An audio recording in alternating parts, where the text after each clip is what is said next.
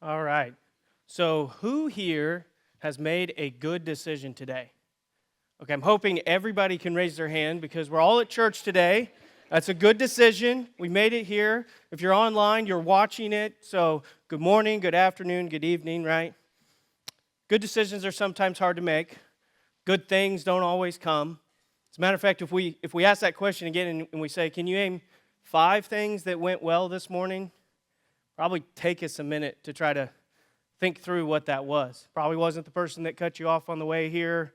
Probably wasn't the fact that you spilled your coffee in your lap or that you slept in or you forgot to set your alarm or, okay, maybe I'm just talking about my morning, but there's all of these bad things that seem to happen to us. And we start trying to think about the good things, they're overshadowed by the bad things. When you think about a trip that you went on or you think about maybe a project that you took on, a lot of the times when somebody asks you, how did it go? The first answers are all the things that went wrong. Maybe it's all the things you wish you'd done differently. Maybe it's all the things that you wish you knew how to do better, or maybe you would have practiced more before you did it. It's not often all the good experiences or what you got out of it or the positive things, right? And it's amazing how fast we jump to those negative things. What's interesting is that we all make mistakes, right? We all make decisions that we instantly regret. But sometimes we make that one decision that seems like a good decision in the moment that just seems to lead to more and more bad decisions. I'm going to talk about one of those this morning. I'm going to call it the Doc Saga. And I get to call it a saga because literally I feel like we could have made 15 episodes out of this because it's lasted 3 years. So for those that don't know, 5 years ago, my wife and I made this brilliant idea of buying my childhood home from my mom and my dad. We did that because it sits on 5 acres, 3 of which is wooded. It sits on this pond that's about 3 acres in size. So if I call it a pond, people look at it and say it's a lake. If I call it a lake, everybody's like, it's a pond. It's somewhere in between, but it's beautiful. You can swim in it. You can fish in it. Everything else, and on this beautiful pond is a dock. This dock is U-shaped, okay? It has a top over the U, or in the middle of the U to like cover a boat, and I helped my dad actually build this dock like 20 plus years ago, right? So it's old, and where the good decision that turned to bad started was my daughter decided that she wanted to have a birthday party that was going to be a lake party, right? She's going to have all of her friends over. You know, she's my oldest. She's about to turn 12 at the time. It's going to be fun. We're all going to jump in the lake. We're all going to jump off the second story. It's going to be good. And I thought to myself, okay, it's May or maybe June, around that time. We have the entire summer to work on this. Her birthday's not until mid-September. There's just a few boards that need to be changed. We'll fix it. So, June comes and goes. July comes, and I forget this every year. I don't know why. I work at Cummins. I'm an engineer, and every year I always forget that July is super busy for us. We build engines in January and February.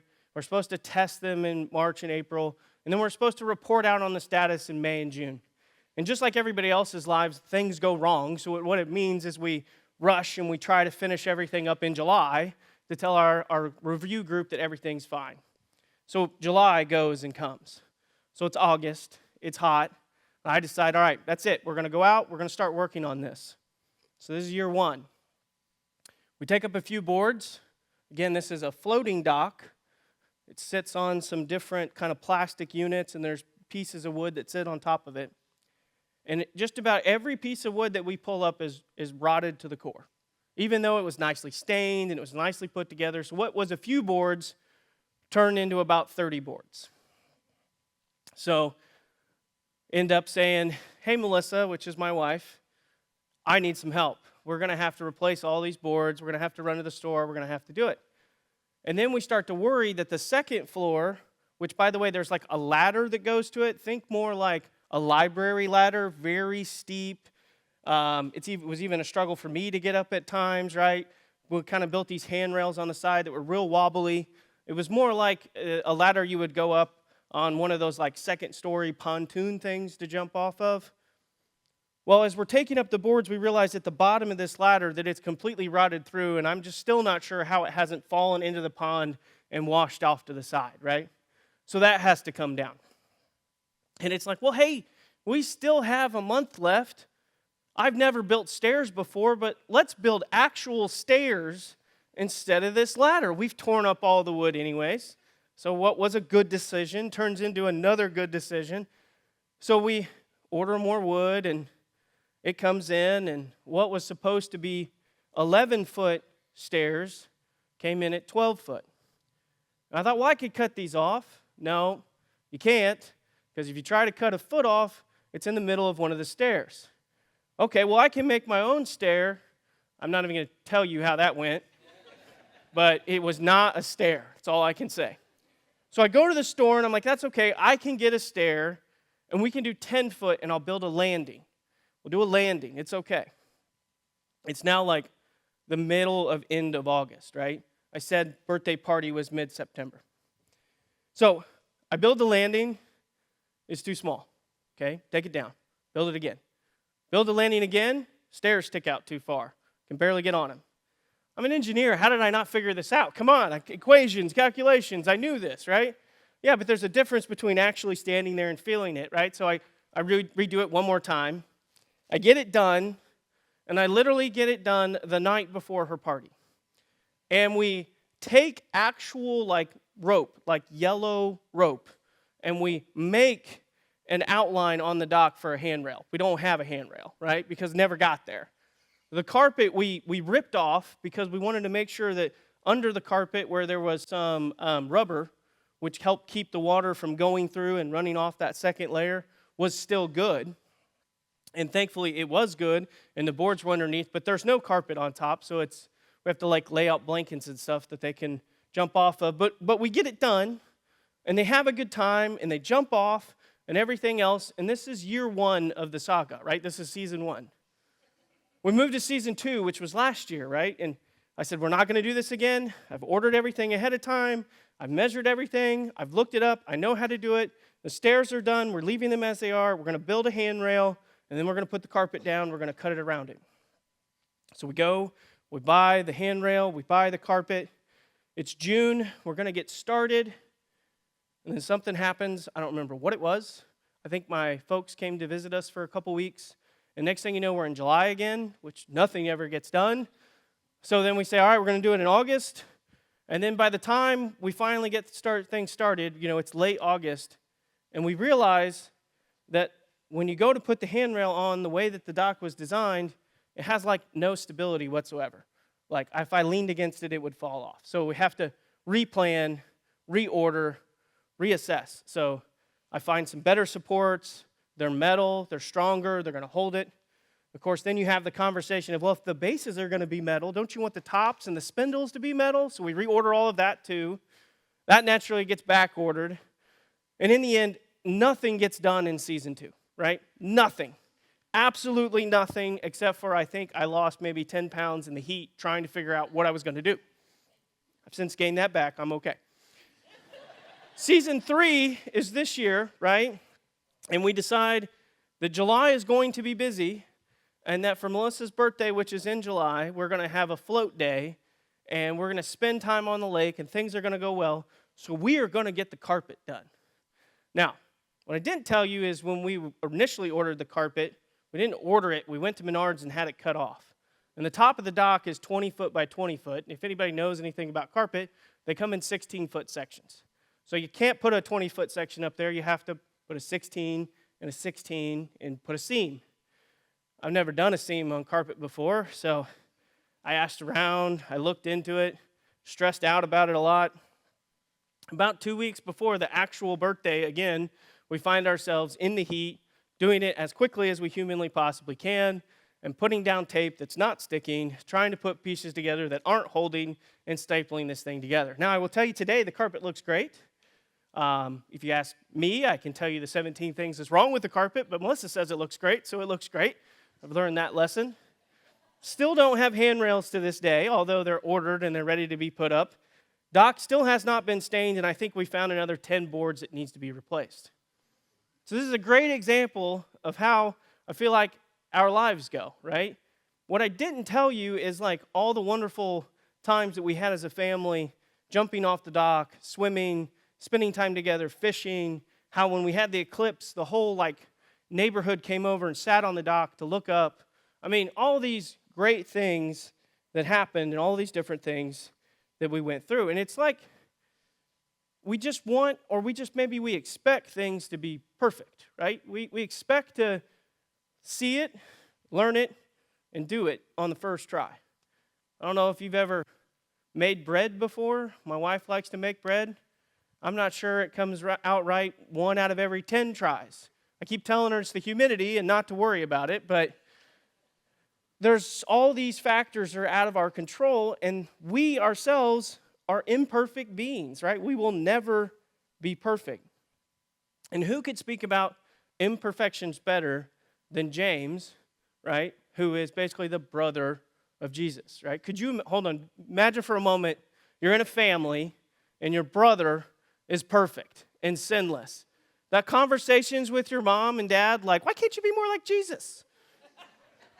Come on, I came from you. Like, I don't have God in me. Like, seriously, you got these high expectations. What are you talking about? Well, he went to bed on time. Well, he did his homework. What's wrong with you, right?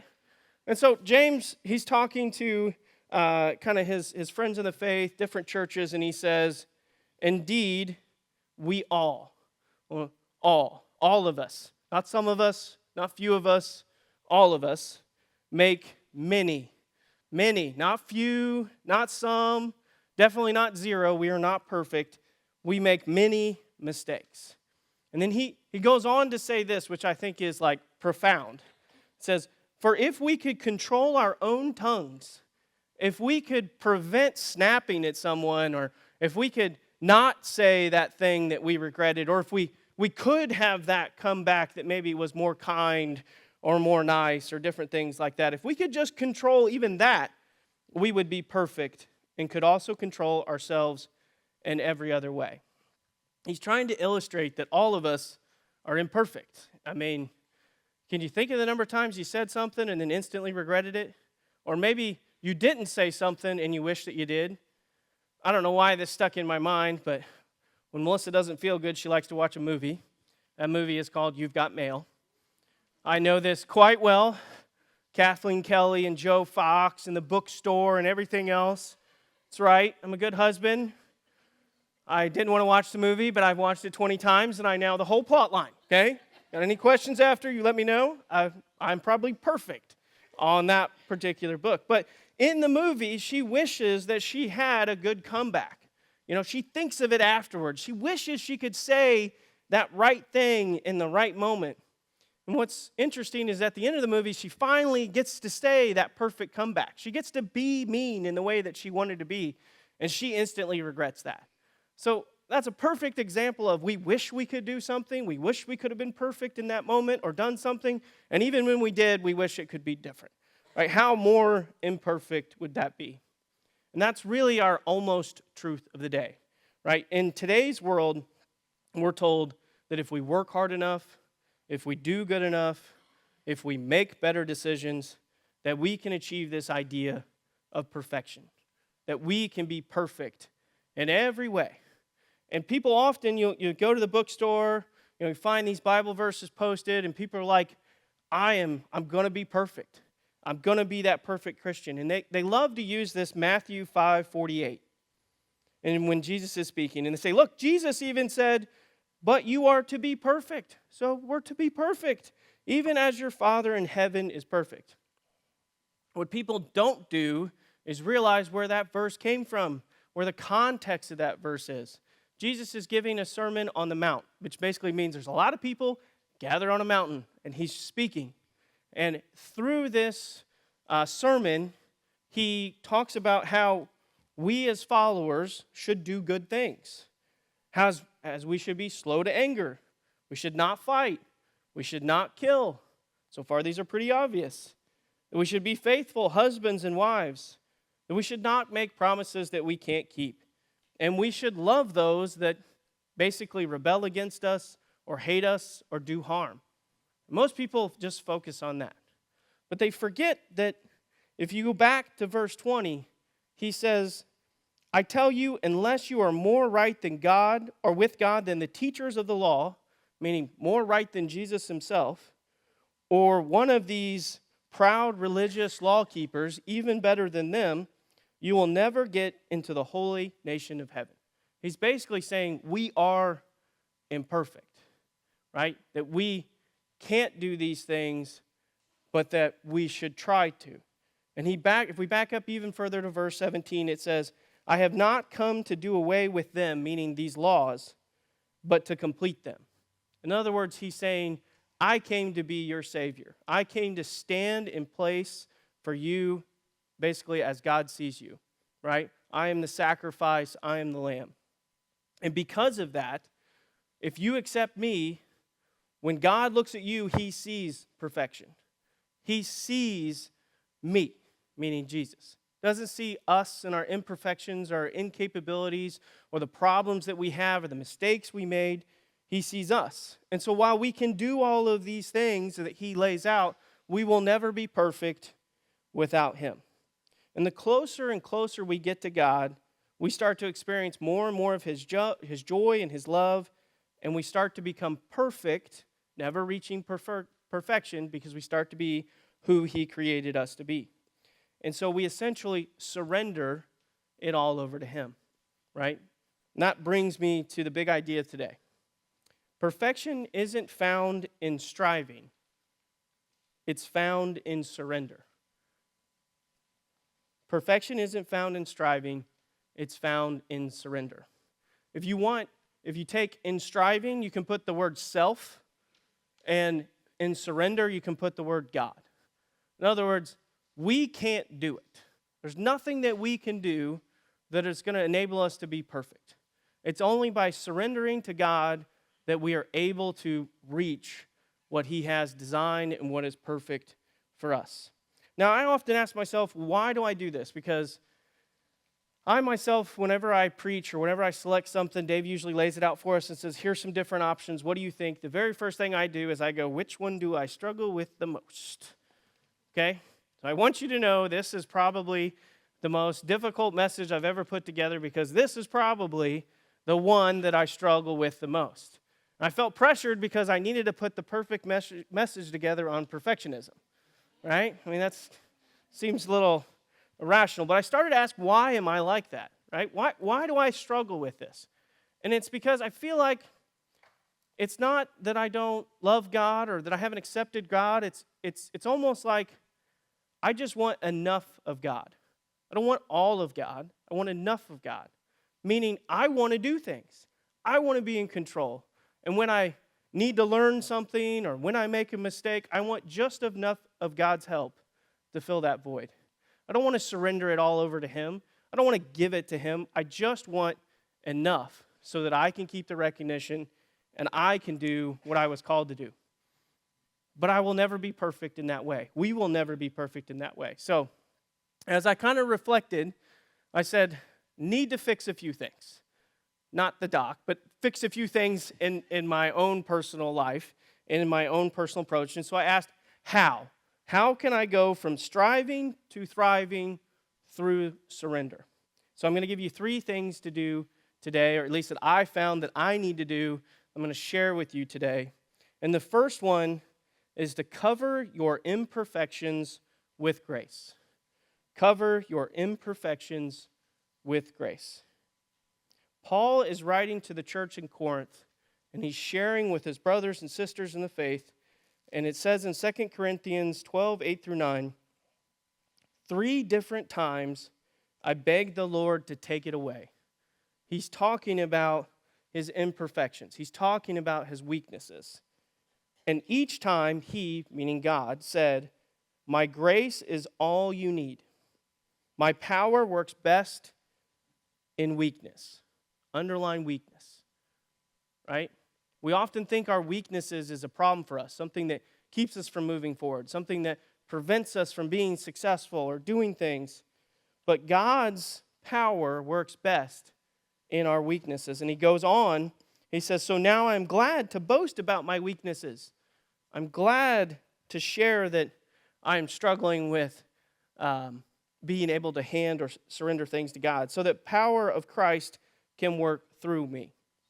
See, we must surrender our imperfections to God so that he can cover them with his grace.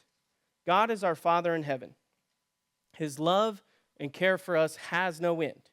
He has a plan for us, and he is not only giving us that plan, but he is guiding us through it as if a father guides a child. And there's great examples of this throughout the Bible, right? If we think about people that had a weakness, that had to rely on God to overcome it, we've got several examples. Moses had a speech impediment, and he was asked, right, to speak to Pharaoh and lead basically the nation of Israel out of slavery. Abraham was too old and then was instructed to have relations with another woman, but he was told that he would eventually have a nation with Sarah and that he would be the father of all of Israel, which he became. Elijah, who was a great prophet, struggled a lot with depression. He eventually performed miracles, and he left this world on a fiery chariot, which is pretty awesome. I'd love to leave on a fiery chariot. Put that down somewhere, although that sounds kind of hot. And you could go on and on and on. For me, my biggest weakness is my inability to ask for help or my desire to want to do it on my own. Again, that speaks back to, I just want enough, God, right? I don't need all your help. Let me do some of this. I'm fine. I'm like that little kid running with scissors, right? I can do this. I'll cut it. It's fine, right? And the dad's standing there going, you're going to stab yourself. This is not good, right? It's like, I need all of God in my life. I need all of that control. What I learned through this doc saga, as I shared before, was that asking for help and advice humbled me and strengthened my relationship with others. Specifically, it strengthened my relationship with my wife, right? And what I've come to realize, right, is that while it was funny when she would say, you want me to do what? You want me to pick up what? You want me to hold what? That the quote that she shared with me, which is, no one has more confidence in a woman's strength than a husband that needs some help, right? Right? Was that it brought us closer together, and we enjoyed those moments. We were able to accomplish something. So as you reflect on this and you think about what your weakness is, maybe what's preventing from you from surrendering, maybe what that imperfection is or the item is, we can't let that stop us from following God or from progressing forward. We must surrender our imperfections to God so that he can cover them with his grace. So first was cover your imperfections with grace. Second is lean into your problems. Lean into your problems. Okay, again, we're going to hear from James, right? He's again writing to his brothers and sisters in the faith. Okay, and again, if we think about James as the brother, right, just for a moment, he probably went through a lot of trials and tribulations and troubles because his brother is perfect, right? He's doing all these miracles. They're probably looking at him going, do you have any special powers? What's going on here, right? So in James 1, 2 through 4, he says, dear brothers and sisters, when troubles of any kind, you can write every kind, all kinds, right, come your way, consider an opportunity for great joy. Not for a little bit of joy, not for some joy, but for great joy. For you know that when your faith is tested, your endurance has a chance to grow. The more and more we are tested, the more and more we go through things, the more and more we grow into the person that God has designed us to be. So let it grow. For when your endurance is fully developed, you will be perfect and complete and needing nothing. Now, in this verse, we're talking about that particular trouble. Again, nobody will ever achieve perfection except for Jesus who is here. But we have an opportunity to overcome that, to move forward, to be able to glorify God, to be able to experience his love and joy if we can lean into those problems. You see, we must surrender our problems to God so that he can turn them into opportunities for growth. God is not only our Father, but he's the ultimate life coach. He's helping us to overcome any obstacle that he deems necessary. And again, there are many different instances in the Bible where this occurred. Sarah, again, was old and barren. He's not supposed to have any children. When I mean old, I mean like really old, okay? Not supposed to have any children. She became the mother of a nation. Noah, right? Not only did he build an ark, but it was dry land. It was not supposed to rain. And as far as I know, not all the animals were near him. But somehow he builds an ark, he gets all the animals, and he saves the world that we know today. Joseph, right, gets sold into slavery, beaten up by his brothers, tossed out, gets thrown eventually into jail, and then works his way through to become Pharaoh's second in command and saves Egypt because of sharing the different visions that he had with the Pharaoh. He saves the surrounding areas and eventually his own brothers. And the stories go on and on and on about how God led people through their difficulties or their problems, and when they surrendered them to him, they were successful. For me, one of my biggest problems is the excuses that I make up in my own head, okay? I'm not strong enough. I'm not capable enough. My favorite one is I'm too busy or I don't have time, despite the fact I think that that's probably more important than scrolling or napping or doing the other things that I enjoy. What I've learned again from the Doc Saga is that I have to get out of my own way. Getting it right or being perfect is not what matters.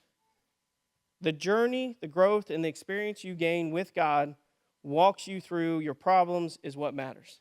The ability to share a story or an experience with another individual, to be able to do that and grow closer together and into God's faith is what matters even more. So what's your biggest problem? What's your biggest obstacle? What's keeping you from moving forward today? You see, we must surrender our problems to God so that he can enable us to share a story with others. So first, we cover our imperfections with grace. Second, we lean into our problems. And third, we leave our fear of failure behind. Leave our fear of failure behind. Paul is writing to a church in Rome. In Romans 8:15, it says, "So you have not received a spirit that makes you fearful slaves." We are not fearful slaves. We are fearfully made, but we are not to be of fear. Instead, you have received God's Spirit when he adopted you as your own child, as his own child. Now call him Father or Abba. God is not only our Father, our ultimate life coach, but he's the creator of all things, right? He's in control of all things. The plans that are in front of us are his plans, not our plans. The gifts and talents that we have are items that he's given us, not items that we've earned or that we've grown or we've developed. And God is with us in the highs and the lows, right? He's with us on the mountaintops and in the valleys. And there are many characters who were in valleys that had strong fears that God led them through. Gideon feared that he was too weak. He feared that he would be destroyed and that the nation wouldn't continue on. Yet he became a mighty warrior that saved God's people. Jeremiah, who's a great prophet, feared he would be too young and that nobody would listen to him. And he became one of God's greatest prophets who prophesied for over 40 years. Peter, another great example, feared that he would be persecuted. Jesus had been crucified and he denied Jesus 3 times. But yet Peter became the prominent leader in the new church. And the stories go on and on and on. I'm going to share with you one of my biggest fears is one that I'm regretting to share, which is that it's typically not a fear of failure, it's a fear of what other people might think or what other people might say. How they might perceive me based on the work that I've done or the achievements I've accomplished, the words that I say. It's how I will be judged in those manners. And at times, this causes me to go into what I call research mode or purgatory. It's when my ADHD takes over and I figure out every single little thing I can about a specific item or object so that I can basically show everybody my knowledge, right? I can't get the design right or the tool right or the time right. I try to figure out all of the different intricacies so I can get there. What I learned in the Doc Saga, that's again gone over 3 years now, is that it doesn't matter what people think. It doesn't matter how it looks. The intent is that this is supposed to be a gift that we can use and that we can share with others and that we can experience with others and that we can glorify God. For me, the person I worried the most about was actually what my father might think. Again, I helped my dad build the dock over like 20 years ago. It was his house before it was my house. He is very talented with his hands and his tools and his capability, and I thought if I did anything wrong, the first thing he would do when he came to visit was point out all the problems that we had. What I found out is that was wrong. Not once did he point out the things that were wrong and simply just offered to help. In the same way, our Father offers to help, right? He offers to lead us through, to help us with our troubles, to help us overcome our fears, right? And it's not that I didn't try hard or I didn't do my best, but in reality, it was that the journey was different, right? And everybody's journey is different. The good news is that when you reflect on this surrendering to God and whether or not you've been striving or you've actually been surrendering, is that if you're here or if you're watching online, you're not dead. Congratulations, which means it's not over, right? You can surrender today. You can surrender tomorrow. You can basically restart every day once you're thriving or trying not to thrive to surrender. You can make that difference, right? And while we will never be good enough, we will never be capable enough, or we will never be talented enough, we will never be perfect, and nothing we will ever do will perfect. I know it sounds really great, doesn't it? God's love is perfect. God's plan is perfect for us.